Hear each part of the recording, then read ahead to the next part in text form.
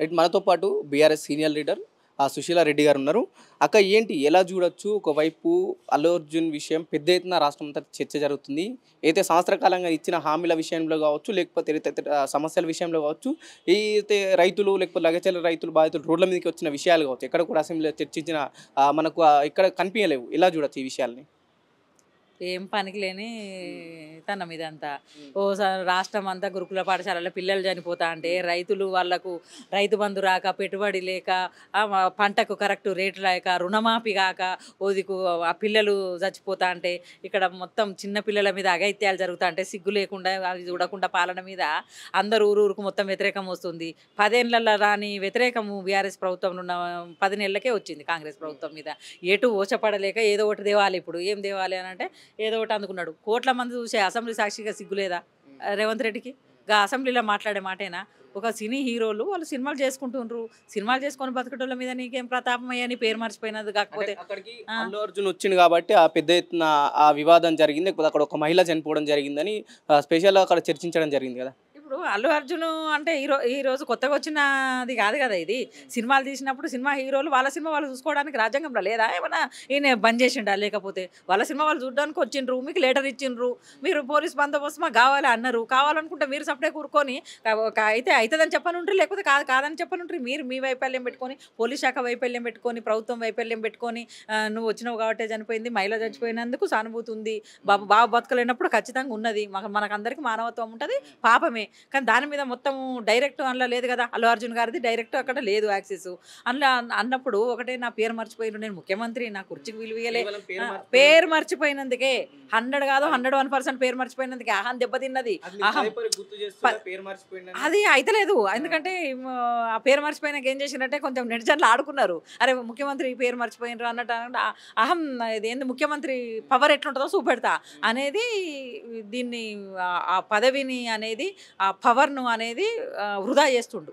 ఎందుకంటే వృధా చేసి చేపిస్తుండు. నిన్న ఇంటి మీద దౌర్జన్యం చేపించిండు. వాళ్ళంతా మేము సోషల్ మీడియాలో పెట్టినాం. కాంగ్రెస్ కార్యకర్తలే వాళ్ళు, కాంగ్రెస్ లీడర్సే.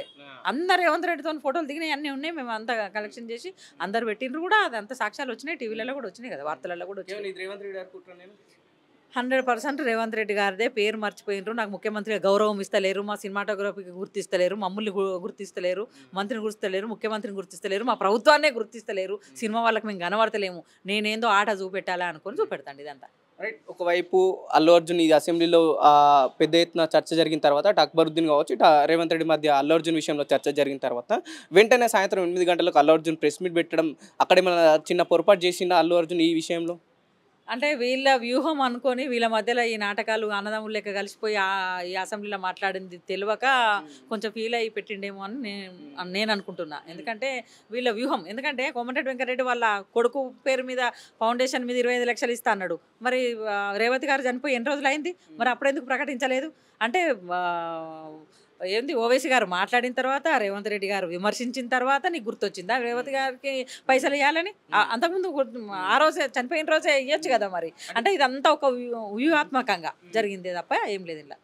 అల్లు అర్జున్ ప్రెస్ మీట్ పెట్టిన తర్వాత కూడా ఒకవైపు పూర్తిగా కాంగ్రెస్ పార్టీలో ఉన్న ప్రస్తుతం గెలిచిన నాయకులు కావచ్చు, లేకపోతే ఆ టీపీసీసీ అధికార ప్రతినిధులు, మిగతా నాయకులంతా కూడా అల్లు అర్జున్ పై పూర్తి స్థాయిలో విమర్శల వర్షం గుప్పిస్తుంది. దీన్ని ఎలా చూడొచ్చు? అల్లు అర్జున్ మీద విమర్శలు అనేది వీళ్ళకు ఇంకొకటి కూడా ఉండొచ్చు, వాళ్ళ బాసు ఏమన్నా ఏమన్నా డైరెక్షన్స్ ఇస్తుంటారో కూడా తెలియదు. ఎందుకంటే ఇక్కడ సినీ పరిశ్రమ ఉంటే తెలంగాణ అభివృద్ధి ఇన్ని రోజులు చేసిందంతా ఖరాబ్ చేయాలి, హైదరాబాద్ బ్రాండ్ను, తెలంగాణ బ్రాండ్ను ఖరాబ్ చేయాలి, ఈ సినిమా పరిశ్రమ అంతా మళ్ళీ ఆంధ్రాకి ఏమైనా తరలి రావాలన్న ఉద్దేశంతో వాళ్ళ బాసు చెప్తే కూడా వినొచ్చు అనేది ఒక అనుమానాలు ప్రజలకు కూడా ఉన్నాయి. ఈరోజు అందరికి కూడా అనిపిస్తుంది. ఎందుకంటే వాళ్ళ మీద ఒత్తిడి చేసుడు, ఒక వినోదం చేసుకుంటారు, వాళ్ళ సినిమాలు వాళ్ళు చేసుకుంటారు. నీ పేరు ఏదో మామూలుగా మర్చిపోయినంత మాత్రాన నీదేందో, నీ ముఖ్యమంత్రి పదవి ఏందో, నా పవర్ పెట్టుకోవడానికి వాళ్ళ మీద చేసుడు, ఇదంతా వీళ్ళని ఇట్లా చేస్తా అంటే అది మొత్తం సినిమా పరిశ్రమ అక్కడ తరలిపోవాలన్న కుట్ర కూడా కావచ్చు.